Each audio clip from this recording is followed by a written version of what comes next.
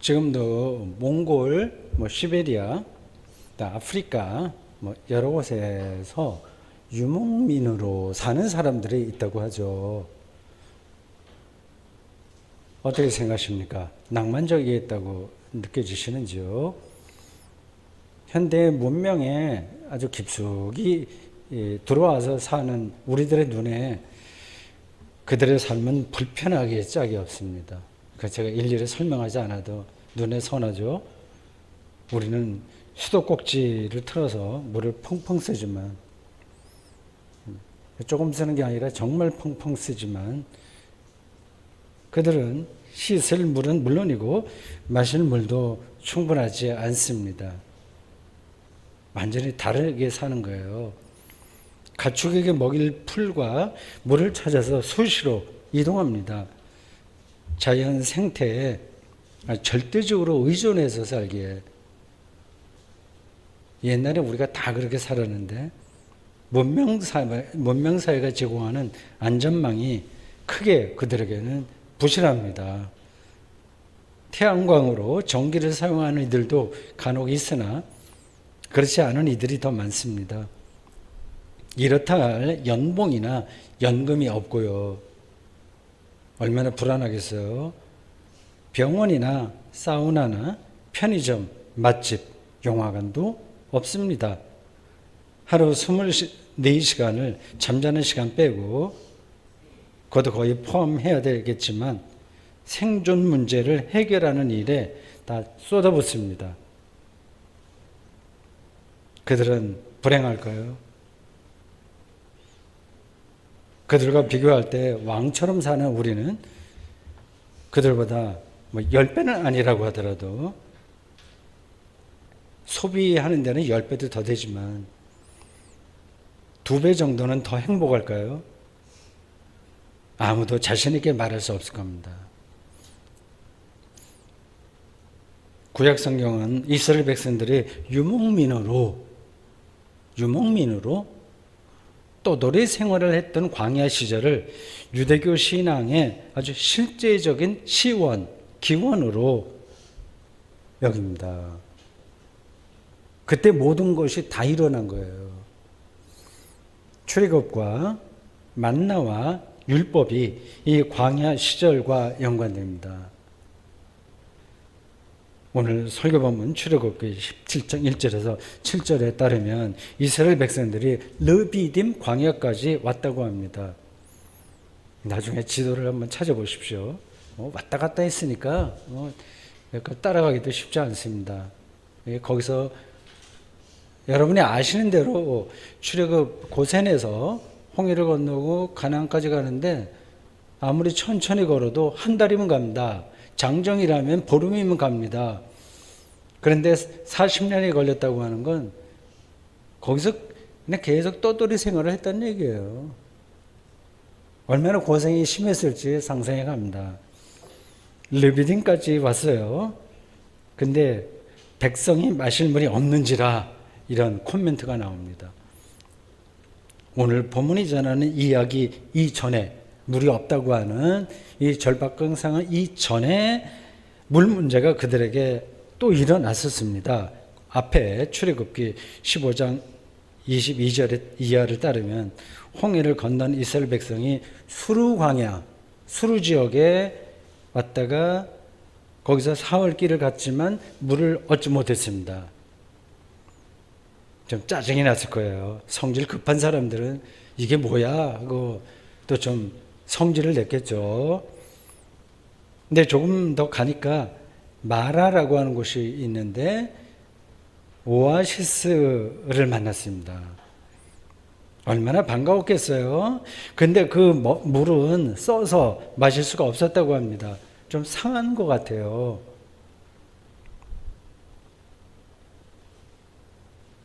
왜 이렇게 가이드 역할을 똑바로 못하냐. 이 모세를 원망했다고 합니다.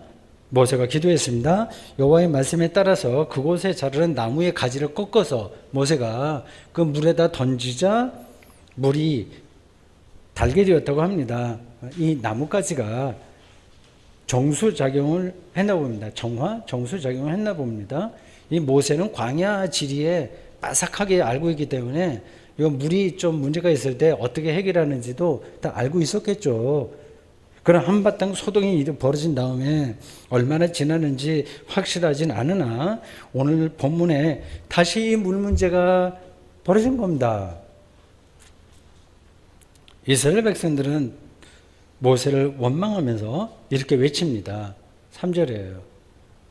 그 상황이 그려지시죠. 당신이 어찌하여 우리를 애굽에서 인도하여 내서 우리와 우리 자녀와 우리 가축이 목말라 죽게 하느냐.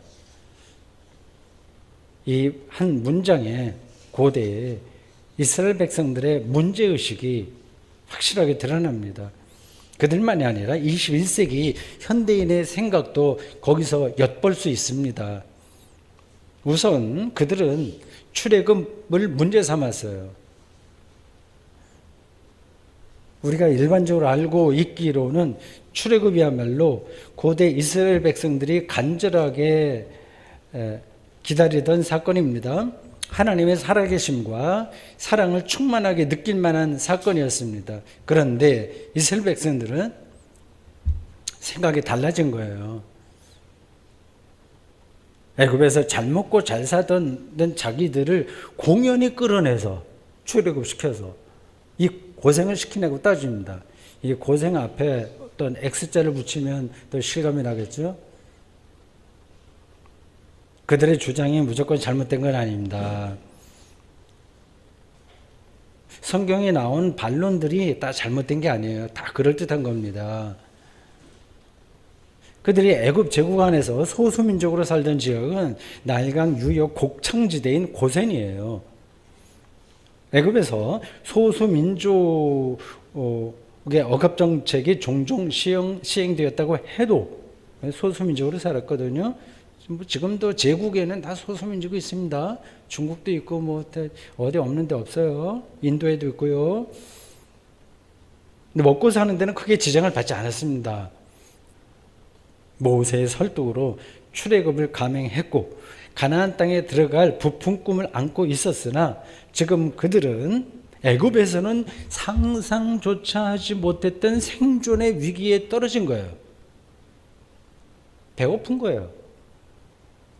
애굽에서 넘쳐나던 먹을거리가 크게 부족했고 마실 물도 구하기 힘들었습니다.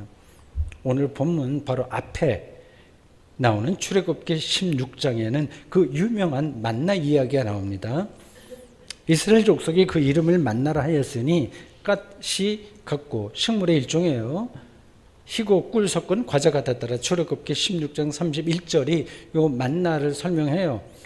평소에는 거들떠 보지 않던 식물을 그들이 주식으로 삼게 되었다는 겁니다. 이제 다시 애굽으로 돌아갈 수도 없으니 만나라도 먹고 광야 시절을 버텨보자고 생각했겠죠.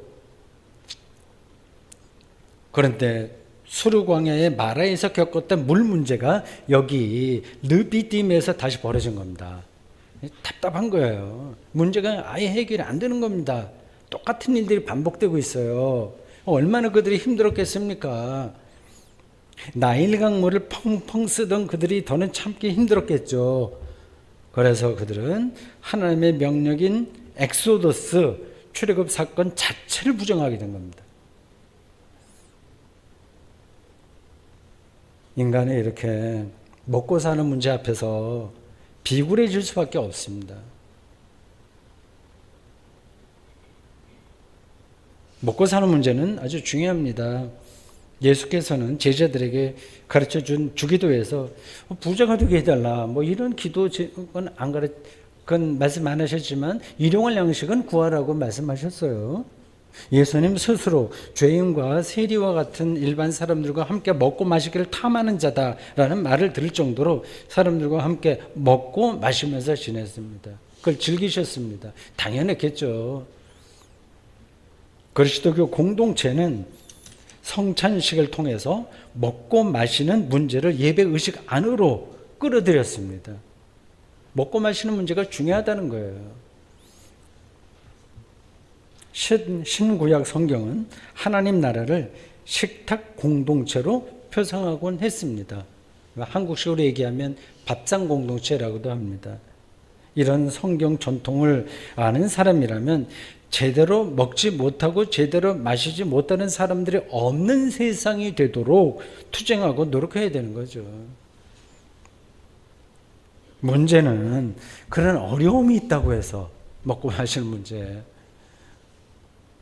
출애굽 즉 하나님과의 관계에서 주어지는 해방과 자유와 평화와 안식이라는 삶의 본질을 의심하는 데까지 이르게 되는 겁니다. 21세기 오늘 우리도 그렇게 살지 않습니까?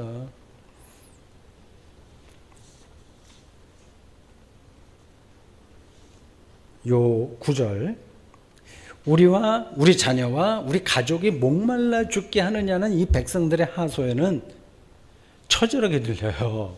아주 실감이 납니다. 우리 자식 새끼 어떻게 하려고 우리를 이렇게 끌어내서 하는 그런 불평입니다. 그런 상황을 안타깝게 생각하는 것까지야 자식과 가축이 마시지 못하니까 누가 뭘 합니까? 그건 우리가 함께 걱정하고 풀어가야 될 숙제예요. 더 나아가서 우리 가족, 우리 식구, 우리 자식, 우리 가축만이 아니라 다른 이들의 자식과 다른 이들의 가축이 마신 물까지 염두에 두어야 됩니다. 정치는 그걸 하라고 만들어진 문명 제도예요. 그런데 이스라엘 백성은 지금 함께 염려해서 풀어갈 생각을 하지 않고 모세와 다투고 모세를 원망했다는 거 아닙니까? 살다 보면 다툴 때는 다투어야 하고요.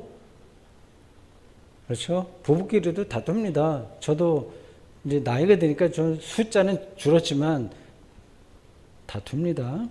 책임을 물을 때는 물어야 되고 원망할 때는 원망할 수도 있습니다. 그런데 지금 이스라엘 백성들의 상황은 그럴 때가 아니에요. 이 백성들보다 모세가 신경을 사실은 더 많이 쓰고 있는 겁니다. 엄청난 부담감 갖고 광야를 지금 진행하고 있어요. 상상 이상입니다. 40년 동안 모세는 계속해서 백성들에게 그런 원망을 들었어요. 여러분들은 모세 하면은 뭐 엄청나서 사람들이 다 존경하고 순종했다고 생각하지만 전혀 그렇지 않습니다. 급기야 마지막 모압 광야에서 요단강을 건너지 못했습니다. 건너지 못한 게 아니라 의도적으로 건너지 않은 건 아닐까 저는 그런 생각이 들어요. 모세 자신의 책임은 여기 40년으로 충분하니까 가나안 땅에서 벌어지는 일들은 당신이 책임져라. 그렇게 아무도 모르게 종족도 없이 사라진 게 아닌가. 그 본문을 읽을 때 그런 생각이 듭니다.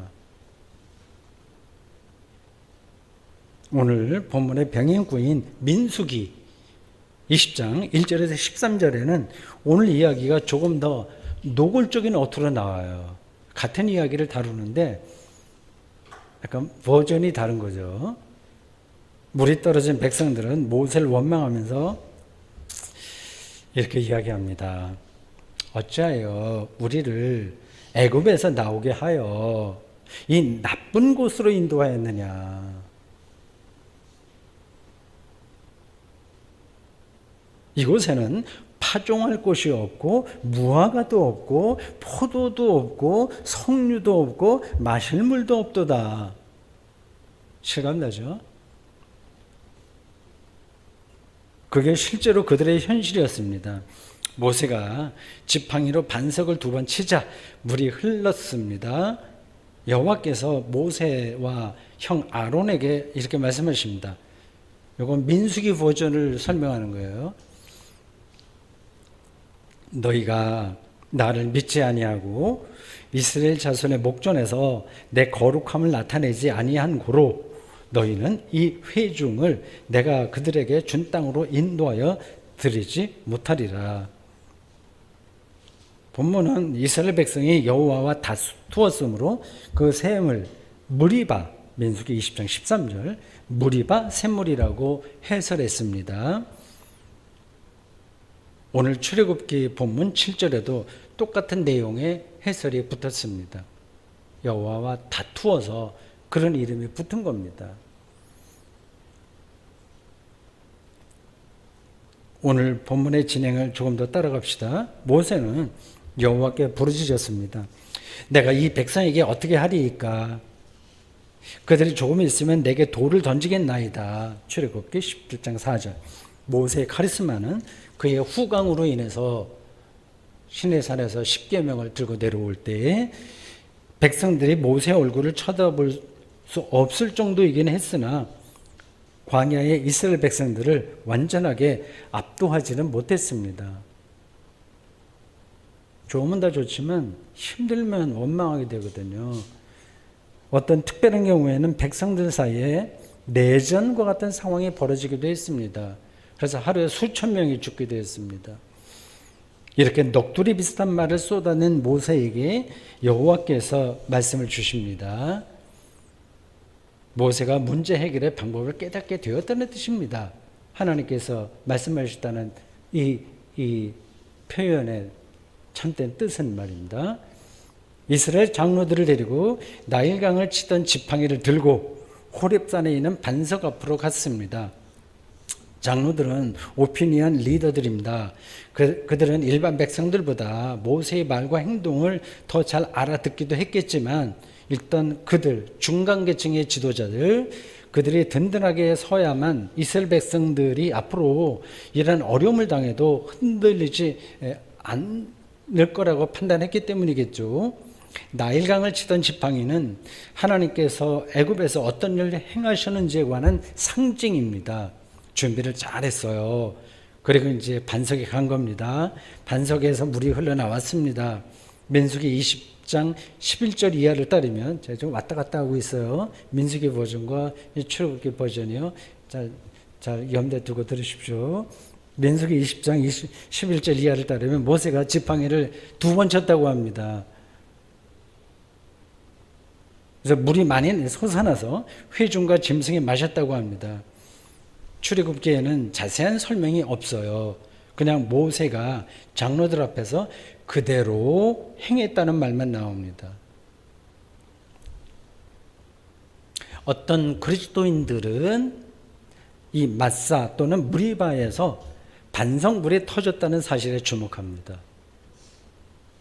하나님께서 이스라엘 백성들에게 그런 기적을 행하셨듯이 우리에게도 반석의 물을 행해달라고 기도하고 찬양합니다. 그게 바로 표적신앙입니다. 예수를 향해서 표적 보이지 당신이 성전 청결한 자격이 뭔지 표적을 보이라 이렇게 하던 이스라엘 백성들과 지도자들의 신앙이 바로 그겁니다. 오늘 본문을 그런 관점으로 보는 건 초점에서 벗어나는 겁니다. 그 상황이 어떤지를 제가 좀 주일학교 아이들에게 설명하듯이 한번 얘기해 보겠습니다.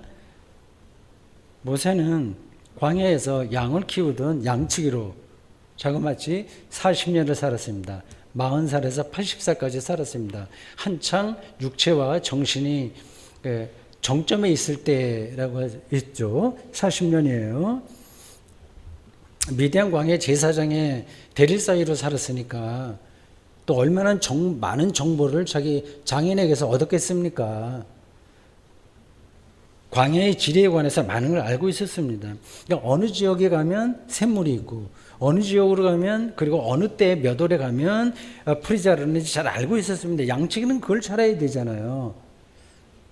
샘물이라고 해서 늘 물이 나오지 않습니다. 찾아가다 허탕칠 수도 있어요. 모세는 이 이스라엘 백성들을 인도하면서 몇 군데에 다니다가 호렙산 반석을 통해서 나오는 특별한 샘물을 이제 드디어 찾은 겁니다. 그걸 하나님께서 인도하신 거라고 말할 수 있지 않습니까? 무슨 말인가요? 지금 이스라엘 백성들이 이제 물이 없어서 힘들잖아요. 조금만 기다리면 문제가 해결될 수 있었을 겁니다. 당연히. 모세가 몇 군데 가서 실패했지만 결국은 찾아낼 겁니다. 그걸 기다리지 못하고 서로 다투고 모세와 다투고 원망하고 하나님을 의심했다고 하네요. 우리가 그렇게 사는 건 아닐까요?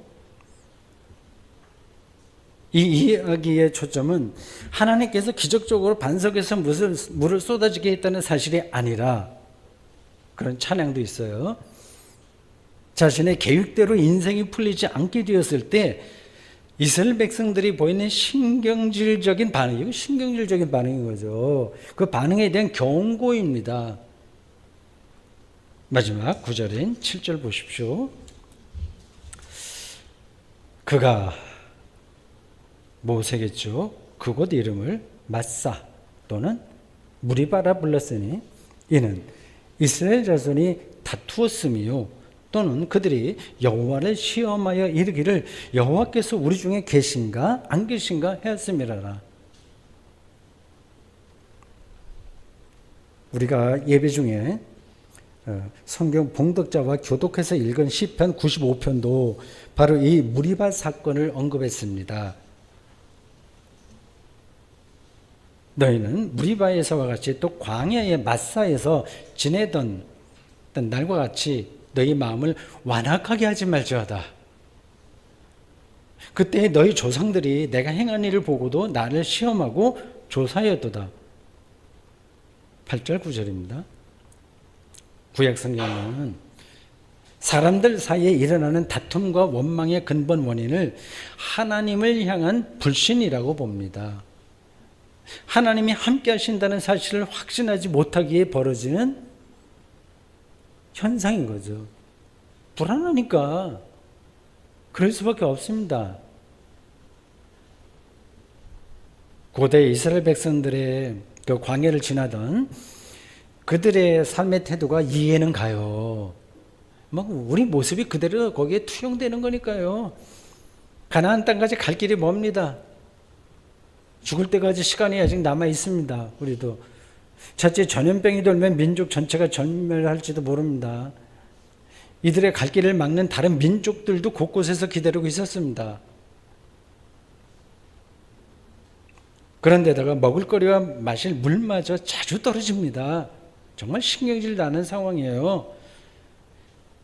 하나님 여호와께서 자신들을 인도해 주신다는 모세의 말에 우리가 세뇌당한 거 아니야? 선동당한 거 아닌가 하는 불안감도 없지 않았을 겁니다. 과거에 애굽에서 있었던 10가지 재앙이나 홍해 사건과 만나 사건만으로 하나님이 자신들과 함께 하신다는 사실을 확신하기 어려웠습니다. 그들에게는 그런 기적과 표적이 지금 여기서 다시 멋지게 반복되어야만 했습니다. 그런 기적과 표적이 없으면 불안합니다. 그냥 쉽게 말하면 돈이 많지 않으면 불안하다, 이제 그렇게 생각하셔야 됩니다. 불안하니까 서로 다투고 책임을 묻고 마녀 사냥하고 하나님을 의심합니다.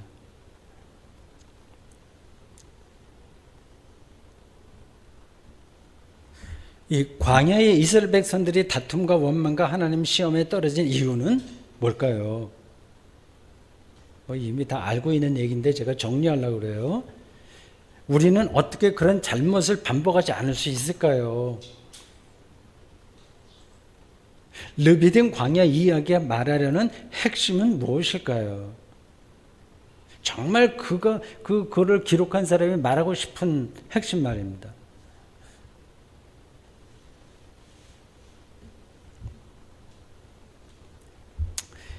그 이야기는 성경 자체는 없어요. 설교자가 이제 그거를 숨어 있는 걸 끌어내야 되는데 각각 다 설교자마다 다른 이야기를 할 수 있습니다. 제가 이해하는 관점을 말씀드리려고 하는 겁니다. 하나님의 표적과 기적을 일상에서 경험하는 일이 무엇보다도 중요합니다. 그게 없으면 사람 못 살거든요. 일상에서 경험해야 됩니다. 앞에서 이미 말씀드렸듯이 만나 사건은 원래 있었던 광야의 먹을거리를 새로운 눈으로 본 겁니다. 원래 있었던 거예요. 마실 물도 곳곳에 있습니다. 우리 주변에 온통 기적과 표적이 널려 있어요. 보통 때는 다른 것들에 눈이 팔려서 못 보다가 영혼의 잠에서 깨어나면 그제야 볼 수 있습니다. 예를 들어 봅시다. 제가 자주 드는 예예요. 직립보행입니다. 아무 생각 없이 걷는 사람들은 잘 모르겠지만 이게 얼마나 엄청난 사건인지 아는 사람들은 압니다. 유인원 중에서 호모 에렉투스, 직립인으로 진화한 이들이 바로 우리 인류의 조상입니다. 지구에 사는 많은 포유류들 중에서 인간만 직립으로 걷습니다. 기적 중에 기적이죠.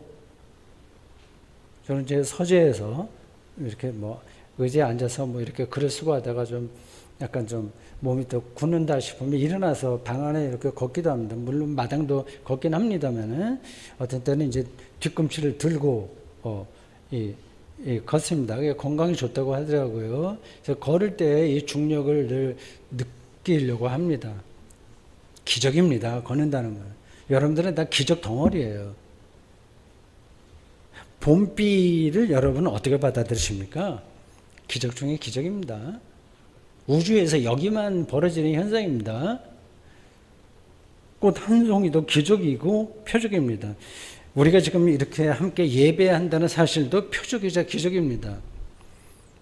그거 왜 그러냐를 설명하려면 하루 종일 제가 설명해도 될 것 같습니다. 밥 한 끼도 기적이자 표적이라는 사실을 여러분들이 인정하실 겁니다. 우리의 삶에 이 기적 아닌 것은 없어요. 이렇게 존재한다고 하는 것 자체가 기적입니다. 만물이 신비라는 뜻이에요. 그걸 아는 사람은 벼락부자가 되는 그런 표적과 기적을 찾지 않습니다. 다른 사람을 원망하지도 않습니다. 더 나아가서 하나님을 결코 시험하지 않습니다. 일상에서 표적과 기적을 경험하는 사람은 하나님의 창조를 믿는 사람들은 다 그걸 알고 보고 믿고 그 안으로 들어가려고 노력하는데 해야 되는 건데 그걸 경험하는 사람은 즉 삶의 신비를 경험하는 사람은 내적 충만감을 느끼면서 삽니다. 충만감이에요. 그게 바로 하나님이 함께 하신다는 사실의 표징입니다. 표징입니다. 내적인 충만감이 있는 사람은 어떤 상황에서도 오늘 본문에서 이스라엘 백성들처럼 마실 물이 크게 부족해도 하나님을 시험하지 않습니다. 하나님이 우리와 함께 하시나 아닌가? 나를 사랑하시는 거 맞나? 의심하지 않습니다. 의심할 수가 없어요.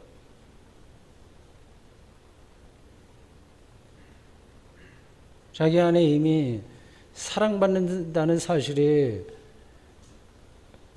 가득 차 있는데 어떻게 그런 걸 생각할 수 있겠습니까? 21세기 대한민국 사람들이 경제적으로 높은 수준에 이르렀고 너무 높은 것 같아요.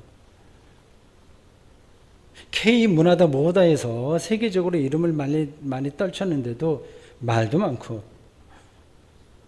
원망도 많고 다툼도 많은 걸 보면 내적 충만감이 전혀 없이 사는 건 아닌가 생각이 듭니다.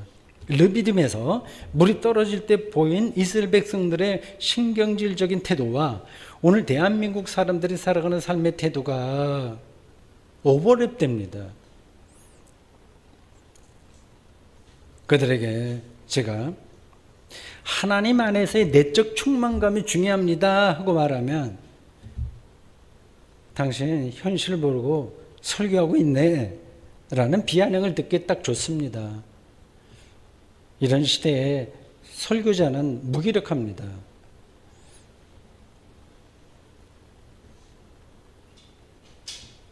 그런 분들에게 저는 아주 직설적으로 질문하고 싶습니다. 내적 충만감이라는 말이 공허하게 들릴 정도로 여러분의 삶을 위태롭게 하는 어려움이 구체적으로 뭔가 말해보세요 하고 말이죠. 재산을 반을 잃었을 수도 있습니다. 사업하다가. 친구가 나 떠나서 외로운가요? 노동 현장에서 땀 흘리며 고생해도 집을 장만할 수 없을지 모릅니다. 남편이나 아내와 사별한 분도 있죠. 늙어서 힘이 빠지고 큰 병에 걸려서 걱정이 태산일 수도 있습니다. 그래서 다른 사람과 다투고 원망하고 더 나아가서 하나님에게 따지고 싶은가 그렇게 질문하고 싶은 거예요. 내 인생 망했으니 물려줘 하고 말이죠. 그런 분들이 감당해야 할 인생의 짐이 얼마나 무거운지는 저도 충분히 공감합니다. 공감된다고 해서 동의하는 건 아닙니다. 그런 삶과는 완전히 차원이 다른 삶이 바로 옆에 놓여 있기 때문입니다. 사랑하는 성도 여러분, 하나님께서 여러분과 함께 하신다는 사실을 저의 설교는 늘 그거에 초점이 맞춰져 있는데 여러분이 명확하게 알고 경험한다면 그리고 그 안으로 한 걸음씩 들어가고 싶어진다면 생존의 위기를 느낄 정도로 마실 물이 떨어져도 삶이 무너지지 않습니다. 불행하지 않습니다. 어려운 상황을 버텨낼 수 있도록 성령께서 놀라운 힘을 주십니다. 믿기 힘드신가요? 아직 바닥으로 내려간 실제적인 경험이 없어서 그렇습니다. 일찍이 억울하게 삶의 밑바닥으로 내려간 분이 계십니다. 하나님의 아들 예수 그리스도께서 그 밑바닥에서 그리고 죽음의 순간에도 저도 늘 그 시간을 거기에 초점을 맞추고 기다리고 있는 그 사건인데 그 죽음의 순간에도 여러분을 기다리고 있으니까 미리 걱정하지 마십시오. 아멘.